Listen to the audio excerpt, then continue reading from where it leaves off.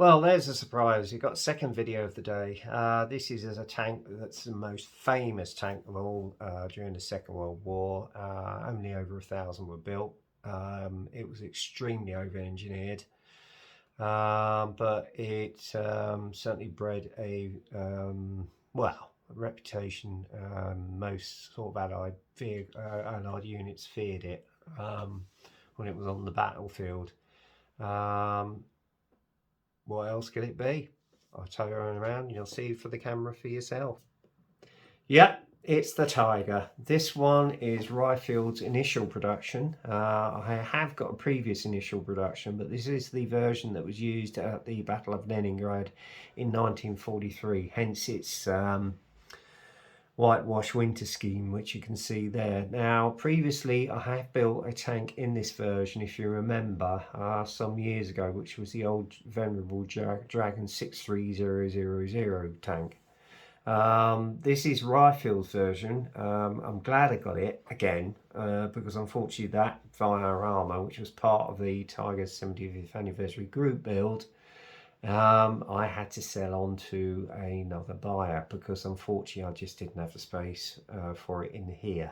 So I thought to myself, when this was when they announced this, when they announced this was being issued, I decided to go out and get one. And again, I got this through Mike Jolly and Hobbies, MJR Racing Hobbies, and yeah, it's a lovely kit. It is full to the brim, and I'm glad I got it in my stash, because that's now, well, 9 Tigers I got in my stash. So I've got 2 initials, this being one of them. So there you go. So without further ado, we'll get on with the in-box review of this one. This one's by Ryefield Models, who are well reputed for all their range of Tigers. So yeah, the kit number on this one is 5078. That's 5078. You've got some side sort of CAD drawings of the actual kit, because some of the parts are 3D printed. And as I say, this is the initial production. There's what you get on the side box. There's the actual box art in that familiar camo scheme, and then you've got the various views of it on the side there. What I will do is open up the box. As I say, it's quite a thick box, full of sprues. We've got 1, 2,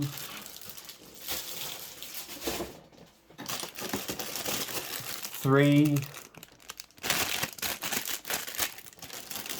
4,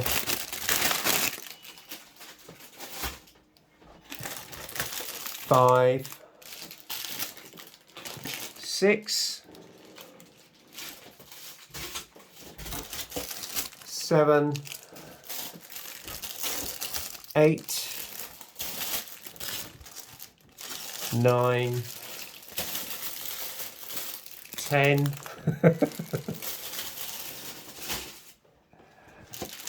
11,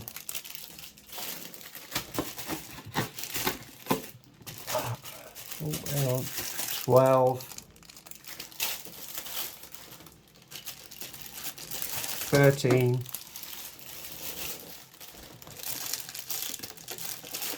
14 bags of sprues. So that should keep you exceptionally busy.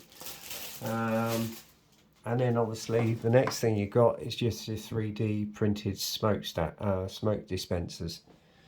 So there you go. Also, there's a little thing about it here, and then you've got the instruction sheet. Oh, actually there's 15 sprues, beg your pardon, 16 sprues. And then obviously you've got your commander's cupola as well, which makes 17.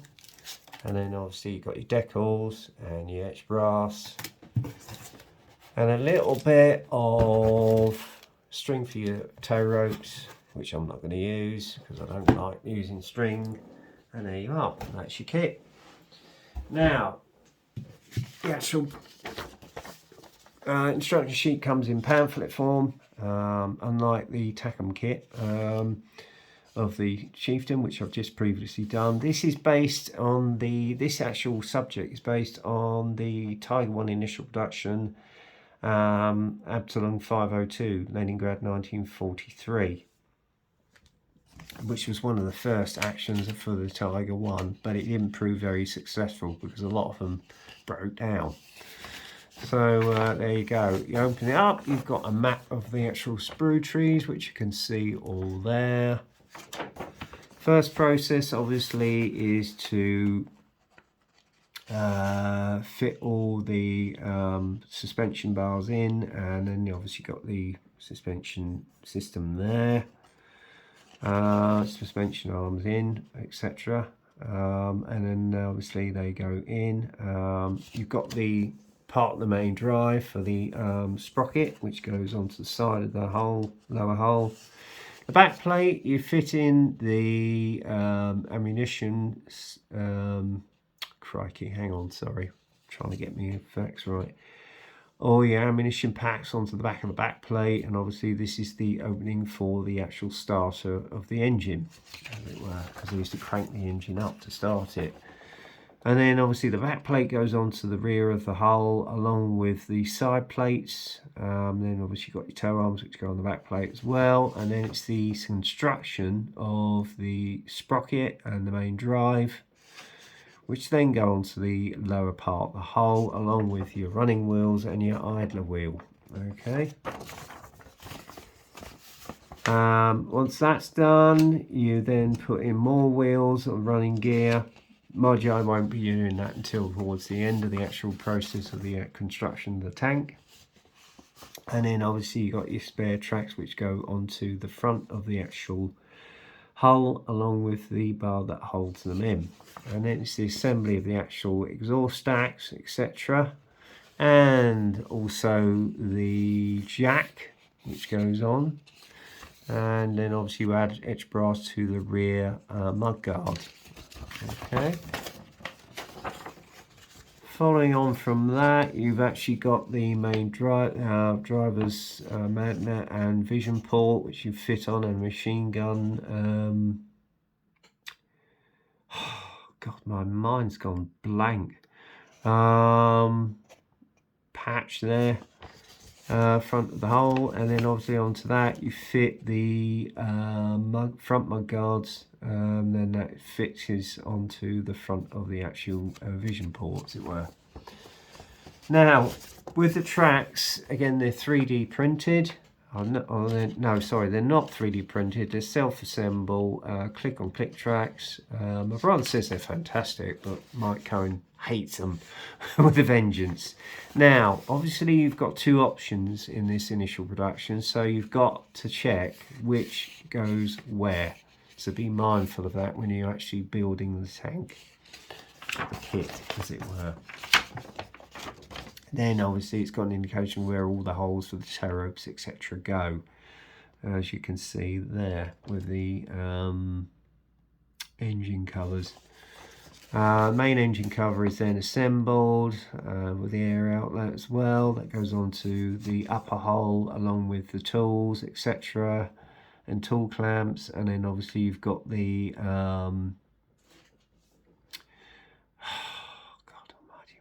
my brain's just not working today.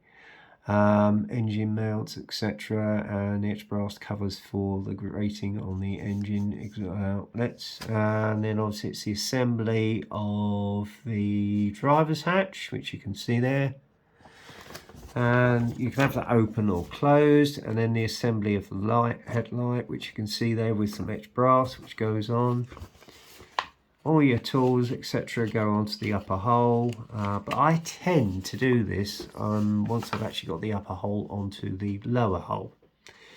And obviously you've got your other lumps and bumps which go on, and your barrel rods go on.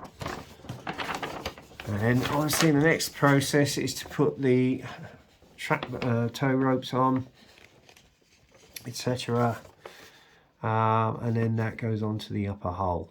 Okay, then you're moving on to the turret. Obviously you've got the assembly of the mantlet, which you can see there.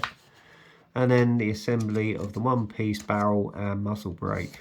Okay, and then you've got the rear part of the actual turret, which you've assembled as well, which goes onto the interior, and part of the actual mechanism for the crikey, what am I doing? My brain is just not working. Well, you know what I mean anyway. Sorry about this. My brain has just gone bleh today. Then you got the assembly of the actual inner parts of the barrel and the muzzle brake, and obviously the side parts of the turret. You can either do it in that or as a one-piece turret. Then you've got the turret rings which go in there. And then you've got the upper part of the turret. Obviously you've got the loader's hatch which goes on, the air filter, etc. That goes onto the upper part of the turret along with the vision port. And then obviously you've got the assembly of the commander's cupola along with the hatch, which goes on. Again, you can have that open or closed. Then you've got the rear storage for the turret. That's all assembled. And that goes all onto the turret itself, and then obviously you've got a option of doing a snorkel, because this was used on one of the test vehicles for it to wade. And then you've got the main aerial which goes on, radio aerial which goes on to the upper hull along with the turret, and there you have one process built Tiger. And obviously the first option, colour call out, is for a 502 Absalon near Leningrad, January 1943, in a familiar sort of whitewash camo scheme. And then you've got the ordinary Panzer Grey, again at Leningrad in January 1943, of the 502nd Absalon. Okay, so there you go. Right, now onto the main crux of the kit. The kit parts themselves. Right, what I'm going to start off with is that you get with this kit is 2 sets of tracks, which you've got there, so that will keep you busy. Plenty of those in there. And then the next process is, I'm not going to take this out of the bags because it's just too fiddly. You got the upper hull, which is beautifully moulded, and then you get engine bays there. You've got the rear back plate, which is beautifully crisply moulded. You've got the parts of the actual lower exhaust system. I can't actually see any sort of surface detail. There's your barrel rods again. Side plates, nice and crisp. Then you've got the one-piece barrel. Now, why they didn't do this on the TACOM kit, I do not know. But there you go. There's your vision port. Again, parts of the exhaust system. That's your engine covers. And there's your main engine bay, which you can actually open up. Part of the final drives for your sprocket. Again, nicely done.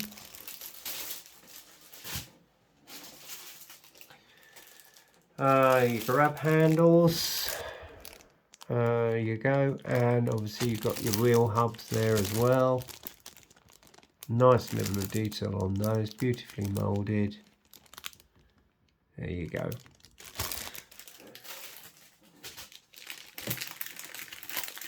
That's obviously your front plate. Obviously you can actually replace these with edge brass parts, so yeah. Commander's cupola.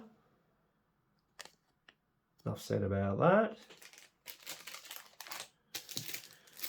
Vision ports, etc. Nice and crisp and clear. And obviously you've got the headlights on there for the Tiger as well. Lovely and clear.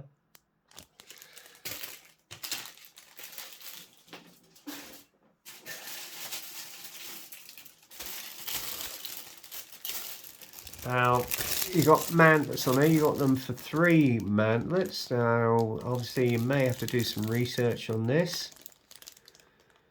But there again, if you lose one, you've got a spare. There's your parts of your exhaust, which you can see there. Parts of the barrel. You've got your muzzle brake there. And that's part of your mantlet. You've got the interior part of the upper turret. So obviously you've got the option maybe later of doing one with the full interior. Again, this is the upper part of the hull. Again, beautifully crisp and clear. There's your loaders hatches. Rear part of the turret then. That's part of the exhaust system again for the engine. Another hatch there, which I think is a commander's cupolas hatch. Part of the barrel. There's your rear turret. That's a normal. Ah, hang on, that's interesting. You got this one for an early. So maybe spare parts. Again, you got a commander's cupola. Maybe these were for an early version. You got your turret ring there with the teeth, which is nicely done, as you can see there. So that's nice.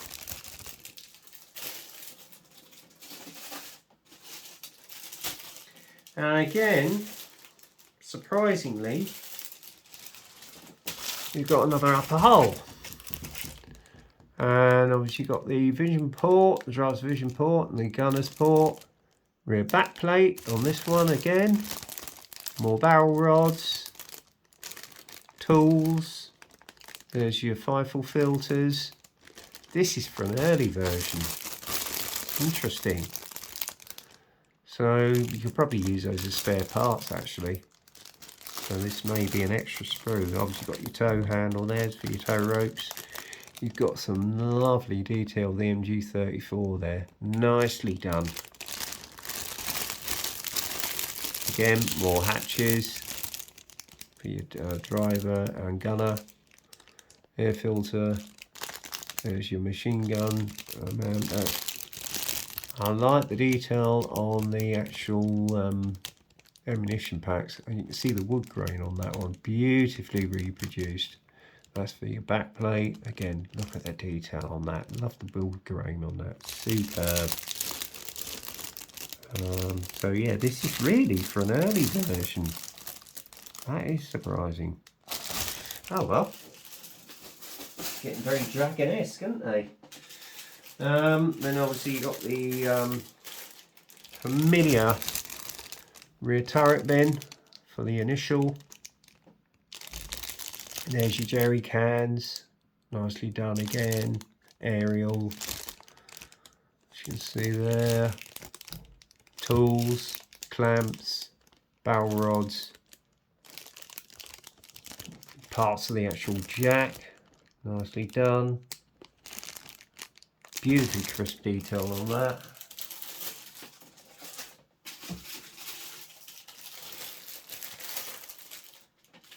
That's interesting too. I've just come across another sprue. Okay.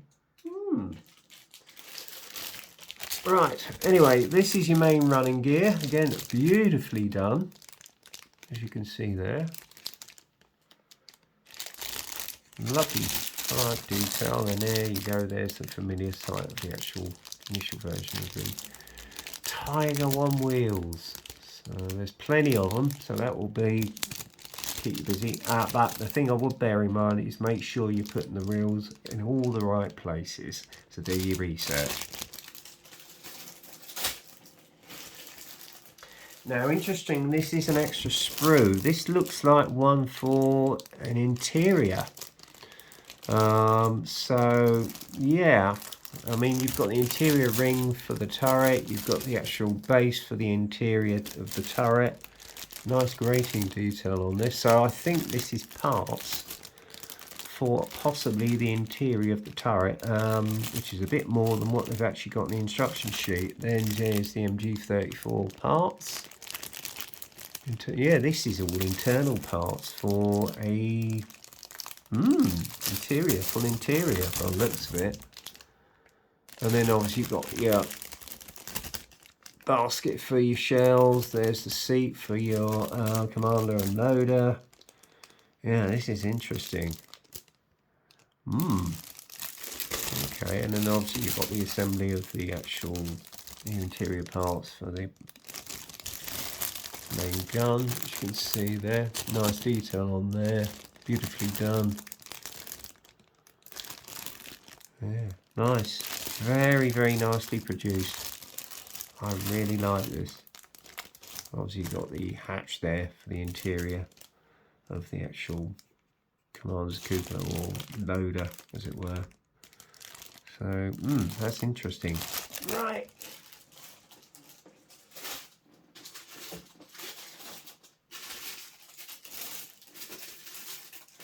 And then obviously we're coming on to another turret, rear turret bin. That looks like for an early version. You've got your side skirts there. You can see this is parts for a Ryefield system again, and obviously you've got the rear guards for the initial version, which was very different to the early version. There's your rear mud guards, and again you've got Ryefields for an early version. Interesting. Mind you, on some of the initials they did start putting Ryefields on them, I think, before the early version came in. I may be wrong. Again, you put parts of the turret there, the main gun and a muzzle brake. So that's interesting. Parts of Ryefields again, which I don't think the initial had initially. Pardon the pun. There's your sprocket. Turn it around to see better detail of it again. Sorry about the crinkling of the bag, guys. And yeah, very nicely done. And obviously you've got the end of the tow bars there. I may well go for aftermarket on those. Right, there's your suspension arms, as you can see there, for the main actual suspension, as it were, and suspension units. You've got the final drive for your sprocket and idler wheel. There's your sprockets. And again, more detail, that's your idler wheel there, nicely done. Rear parts for the actual exhausts. So it's surprising the extra detail you've got on this kit actually. So might be used for spare forces. And then obviously you've got your vision port for the side of the turret there. Very nicely done. Beautifully done. And also you've got some extra parts for another turret bin, another sprocket. God blimey. So yeah, you get a lot of bits for your kit, so some which aren't even included for this one, but an early version, so that's interesting. And then obviously you've got the lower hull, which is beautifully moulded, and then obviously you've got the parts for your suspension arms. So there you go. And again, nice. I like where they've got the seam lines for the weld seams, nicely reproduced on there as well, beautifully done. And then obviously you can have it as a one-piece turret, which is probably what I'm going to do, or you've got the two-piece turret. The only trouble is that you have to sand weld seams on that, so I'm going to go for that one when I build this kit. But again, look at the weld seams on the side of the turret. If I hold it still, it's gorgeously done, isn't it? Look at the detail in that, and that'll come up really nicely with a wash. There you go. So that's that. Then back in there. Trying to get this back is a bit of a nightmare because there's so much in this kit. And then obviously you've got your 3D printed smoke dispensers there, nicely done. And then your decals. I'm not going to take this out because I don't want to lose them. Again, I should imagine they're for the 502nd Abteilung. Should bed down pretty well, I should imagine. And then on the back here is all your etched brass for your mud guards, etc., and the grating for the engine outlets, and obviously for your wheels as well, etc., and your headlights. Beautifully done. So yeah, this is an excellent kit of an initial Tiger, and obviously you've got the string there for your tow ropes. I'm not going to use that. I'll probably go for some aftermarket wire or something like that. So yeah, you get 2 bags of them, by the way. So there you go. And this is just a little add-on instruction for your tracks. So there you go. Yeah, quite a comprehensive kit, I have to say. As I say, I got this one, believe it or not, for a deal. I think it was about 39, so I did very well out of that. So if you're a big Tiger fan, get yourself one of these. You certainly get a lot for your buck. Excellent value for money, and Ryefield models usual high standard in their Tigers as well. So yeah. Anyway, that's the end of this inbox review. I hope you enjoyed it. That's the end of the two of them today, to be honest with you. And as soon as I get some spare time, I'll get some more inbox reviews up for you. And if I should get any more kits in, I'll do a stash update as well. So until the next time, stay safe, keep well, get kit crazy, and I'll speak to you soon. Cheers.